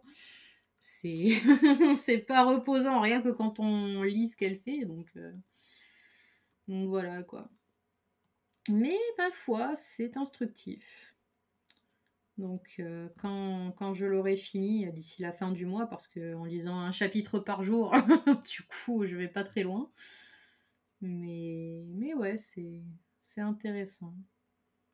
Et je me dis que voilà, peut-être qu'il y aura d'autres personnes que ça pourra intéresser. Parce qu'au début, je me disais, je préfère faire des récaps de lecture de personnes indées. Parce que ben, je trouve ça sympa de soutenir les gens et tout. Il a l'air très intéressant comme livre. Non, mais en vrai, il est bien, hein. En vrai, il est vachement bien. Bon, voilà, c'est comme je te disais, c'est un peu indigeste. Parce que ben, j'ai pas forcément la patience nécessaire pour me mettre dans l'état d'esprit de la remise en question, etc. Mais, mais il est vachement sympa. Je veux dire, chaque chapitre est une remise en question. Chaque chapitre est un bouleversement de nos idées préconçues et tout ça. Et rien que pour ça, ouais, il est vachement intéressant. Mais du coup, ouais, faut vraiment l'appréhender avec le bon état d'esprit, quoi. Dire, voilà, je sais que si on m'avait offert ce livre l'année dernière, par exemple, je pense que je l'aurais commencé, je l'aurais fermé direct, en fait. Parce que j'étais absolument pas dans le mood pour voir ce genre de choses. Et du coup, ouais, c'est vraiment un livre qu'il faut appréhender avec le bon état d'esprit, ouais. Donc bon, j'en parlerai plus comment dire, plus longuement, enfin plus longuement. Mais je suis même pas sûre que je vais en parler plus longuement. Au contraire, je pense que je vais en parler de manière plus courte. Mais enfin, pour moi, il y a moins de spoil dans ce volume parce que Bah justement, c'est un truc qui est décrit comme du développement personnel. C'est pas vraiment un roman au au sens général, je dirais. Donc, euh, donc ouais, j'aurais moins peur de spoiler les gens là pour le coup. Bon, après voilà, il y a des petites scènes, comment dire, de narration fictive basique, hein, mais disons que c'est pas le principal dans ce bouquin, quoi. Genre voilà, on sait qu'il va y avoir une histoire d'amour et tout, mais c'est vraiment pas le truc qui intéresse dans tout le bouquin, quoi. On est plus en mode, bon, va-t-elle réussir à rentrer telle une personne nouvelle dans sa vie parisienne où son travail l'étouffe, etc., etc. Ou pas. En vrai, des fois, il y a des histoires que le guide y raconte, elles sont trop drôles. Genre à un moment, je me souviens plus exactement du début. Est-ce que c'est... Je crois que la phrase type, c'est un truc du style, c'est pas de chance ou bien. Qu'à un moment, genre, il perd son cheval de course et on lui dit ah bah mince, c'est pas de chance. Et lui, il est là en mode ah bah est-ce que c'est vraiment pas de chance ou bien. Et là, effectivement, quelques jours plus tard, le cheval revient avec d'autres chevaux et du coup, il commence à faire un élevage de chevaux. Et du coup, l'autre villageois lui fait oh là là, quelle chance! Et le gars, il est là ouais, ouais, peut-être que c'est de la chance. Et le problème, c'est qu'à un moment donné, son fils, il fait du cheval en toute quiétude et il a un accident et il se pète la jambe. Et du coup, le villageois lui fait ah là là, c'est vraiment pas de chance. Et alors le gars, il fait ah, est-ce que c'est vraiment pas de chance ou bien. Et du coup, moi, je regarde ça, je fais mais qu'est-ce que ça va être la chute, quoi. Et là, à un moment donné, c'est la guerre et du coup, tous les jeunes hommes du village sont rapatriés pour aller se battre, sauf le fils du gars qui lui, du coup, avait la jambe cassée à cause de son accident de cheval. Et du coup, le villageois a fait oh là là, quelle chance, ton fils, comment?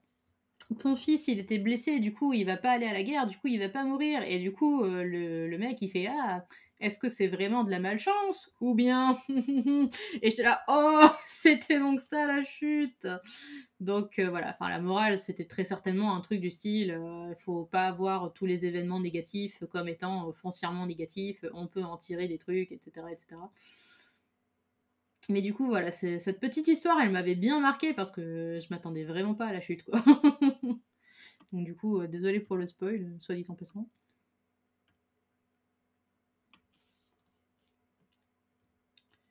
Mais voilà, il y a tellement plein d'autres trucs dans ce bouquin, donc.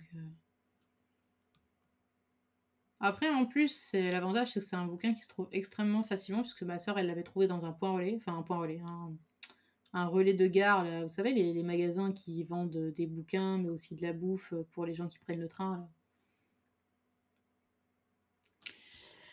Donc voilà.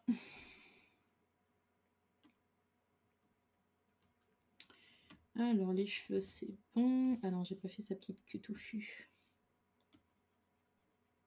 Petite queue de lapin. C'est marrant que je la fasse toujours avec cette forme-là, alors que j'ai commencé à faire des formes différentes pour les autres queues d'animaux. Mais bon, tant pis. Voilà, je crois que en vrai, après les aplats, je vais arrêter le live parce que je sens que ma fatigue est absolument insupportable. Et je pense que la prochaine fois, du coup, je prendrai un café avec moi. Peut-être que ça m'aidera à mieux tenir. Parce que là, c'est vrai que c'est un petit peu compliqué. Mais bon, au moins j'ai trouvé la technique pour commencer mon live directement plutôt que de rester dans mon canapé et de faire la larve. C'est déjà une victoire en soi, je dirais. Et du coup, je me suis dit que pour la prochaine fois, je pourrais peut-être parler des créatures magiques de mon bouquin, parce que là, il y a quand même vachement de créatures qui sont apparues. Ça peut être sympa de parler un petit peu de chacune d'entre elles. Du coup, je ferai par ordre d'apparition des créatures dans le bouquin. Donc, du coup, la première, ce sera le Mouniou. Une fois, il y a quelqu'un qui m'a dit qu'il aimait pas le Mouniou et j'étais genre, quoi? Comment est-ce possible? C'est une des créatures les plus adorables que j'ai créées de ma vie. Ouais, encore plus de l'or. Exactement. Exactement.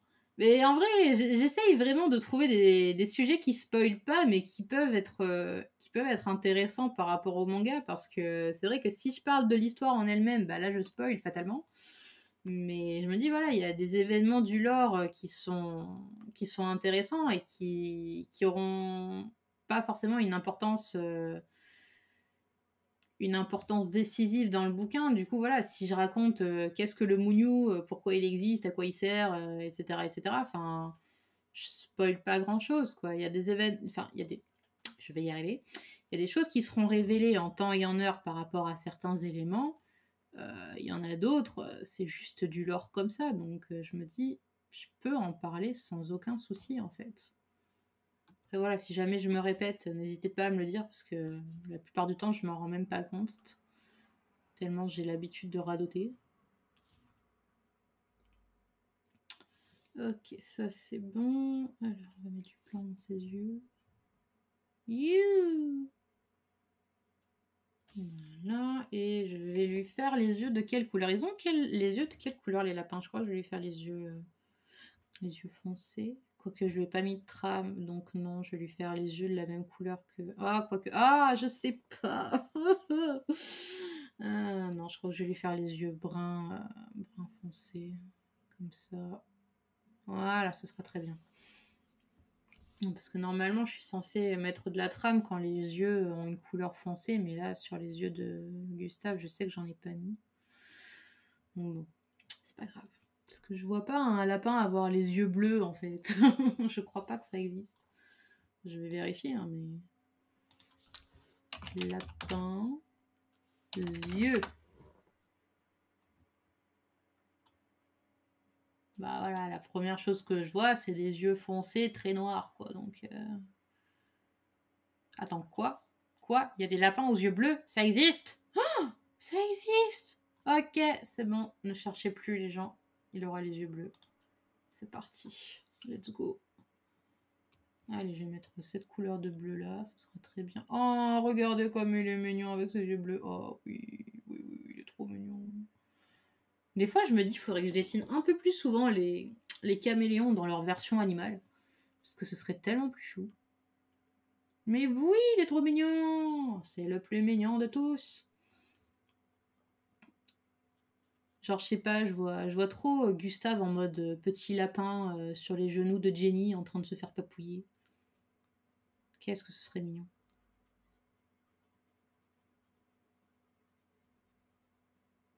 Des fois, il faudrait que je réfléchisse aussi un peu aux comportements animaux. Parce que, ben, au final, ça les influence un petit peu. Genre, par exemple, Artemis, elle est capable de ronronner comme un chat. Et on va le voir énormément dans le volume 3.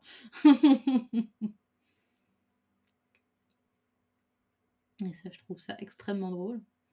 Du coup, ça me fait penser que même Luca, qui est du coup un félin, ben, elle aussi, elle peut ronronner. C'est extrêmement drôle, ça aussi. Ce qui me fait rire, du coup, c'est que même Max, il a des attributs animaliers, alors que c'est pas un caméléon, mais il fait tellement bien le petit chien docile. Voilà. Ah non, il faut que je refasse encore un petit peu le fond. Hop. Ah zut. Alors, c'est où? C'est là. J'ai tellement hâte de faire le fond étoilé. C'est vraiment un des trucs que je préfère faire, quoi. Genre, vous avez la flemme, vous ne savez pas quoi dessiner dans le fond? Faites un ciel étoilé. C'est tellement rapide et facile et ça habille tellement bien une image. Les fonds étoilés, c'est le truc qui est trop bien. C'est le meilleur truc au monde.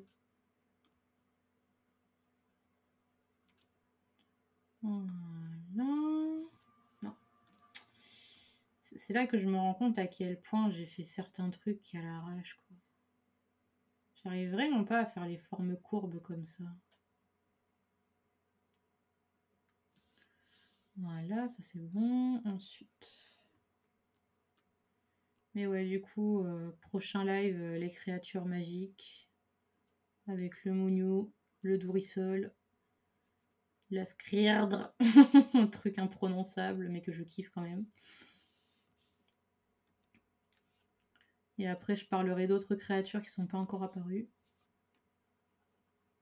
Mais qui feront leur apparition un jour, peut-être. Ah, j'ai oublié de mettre un petit bout de cheveux, là. Voilà, parfait. Mais des fois, il y a ces moments comme ça où quand j'ai pas encore avancé certains passages de l'histoire et que je pense à certaines créatures, je me dis j'espère sincèrement que un jour quelqu'un ne viendra pas me dire mais ils auraient pu se servir de telle ou telle créature à un moment donné, ça aurait été tellement plus simple au lieu de faire la façon dont tu as fait. Parce que des fois, il y a des choses auxquelles je pense pas nécessairement. Genre, parfois ça m'arrive même de créer des créatures en cours de route. Genre, elles sont pas toutes. J'ai pas un bestiaire complet là tout de suite avec moi, même si ce serait tellement plus intelligent. Et du coup, ouais, j'ai toujours un peu peur qu'il y ait quelqu'un un jour qui débarque et qui me dise mais attends, ils auraient pu utiliser ça à ce moment-là, ça aurait été plus simple, non? Genre j'ai créé la flûte de téléportation. Et du coup, je me dis, un jour, il y a quelqu'un qui va me dire mais pourquoi ils n'ont pas utilisé la flûte de téléportation à ce moment-là? Ça aurait été tellement plus simple. Et là, je vais leur dire, parce qu'il faut un permis et qu'il faut apprendre absolument toutes les partitions pour pouvoir se déplacer avec ce truc. Voilà, c'est comme ça que ça marche. C'est pas pour rien que dans la version remasterisée du volume 2, ou du volume 1, non, c'est du volume 1, j'ai dit que Max, il a pris 2 ans pour apprendre la partition pour aller chez Jenny. C'est parce que voilà, ça prend du temps de maîtriser l'art de la flûte. Que chaque note correspond à une trajectoire, des coordonnées, etc. Et du coup, plus la partition est longue, plus les coordonnées sont précises, et plus on peut facilement atteindre le but que l'on s'est fixé. C'est comme ça que ça marche. Voilà. Un nouveau passage du lore a été expliqué. Et voilà, bon, je ferai la toile la prochaine fois, hein, parce que c'est pas important, donc on s'en fiche à la rigueur. Tada! C'est fini! Oui! On sera quand même vachement plus beau une fois qu'il y aura toutes les étoiles et la lumière, etc. etc. Mais voilà, j'ai tenu jusqu'à 22h. Wouhou! C'est la teuf! Oh my gosh, je pense qu'il y en a pour qui c'est genre le début de la soirée, 22h, alors que pour moi c'est vraiment le moment où je tombe devant mon bureau. Bon bah du coup, merci de m'avoir accompagné durant ce nouveau live. Et on se retrouve sûrement mardi prochain. Je vais essayer de faire le mardi et le vendredi. Je pense que c'est plutôt pas trop mal comme horaire de live. Hein? Je sais pas, qu'est-ce que t'en penses? Mardi et vendredi. Soir, du coup, pas après-midi. Parce qu'après, voilà, je me dis, je pourrais en faire le week-end, style samedi ou dimanche, mais... Vendredi, c'est bon pour moi. Ok. Bon, bah, je garde de sûr le vendredi, alors. Et du coup, bah, je réfléchirai à de nouveaux passages de l'or qu'on pourra développer. Allez, sur ce, bonne soirée et bon week-end. Repose-toi bien ou amuse-toi bien, suivant ce que tu as prévu de faire. Et Salem vous dit au revoir aussi. Merci!